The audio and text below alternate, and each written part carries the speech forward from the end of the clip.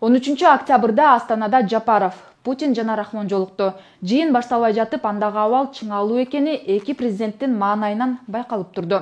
Кыргызстан менен Тажикстандын президенти кол алышып учурашкан да жок. Бул Жапаров менен Рахмондун чек арадагы ондогон адамдын өмүрүн алган соңку куралдуу кол салуудан кийинки алгачкы жолугушуусу. Орусиянын президенти Владимир Путин Кыргыз-Тажик чек арасындагы көйгөйдү чечүүгө ортомчу болуп, 3 тараптуу жолугушууну уюштурду. Анда алгач эле сөздү Путин баштап, эки өлкө тең Орусиянын стратегиялык өнөктөшү экенин белгиледи.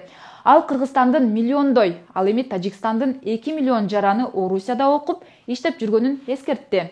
Сүйлөшүүнүн калган бөлүгү жабык форматта өтүп, анда эмне кеп болгону ачыкталган жок. Садыр Жапаровдун басма сөз кызматы бул жолугушууда мамлекет башчы кыргыз тарап талаштуу маселелерди тынчтык жана дипломатиялык жол менен гана чечүү зарылчылыгын баса белгилеп, Тажик тараптын куралдуу агрессиясынын кесепеттери тууралуу эске салды. Ал эми Эмомали Рахмондун басма сөз кызматы жолугушууда чек ара маселесин бир гана саясий дипломатиялык жол менен чечүү, ошондой эле чек араны делимитациялоо жана демаркациялоо боюнча эксперттерден турган өкмөттүк топтун ишин активдештирүү чечими макулдашылды деп билдирди.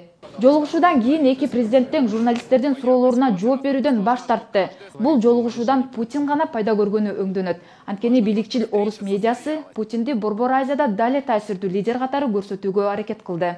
Сиздер менен мен Айсел Шамилова болдум. Көрүшкөнчө.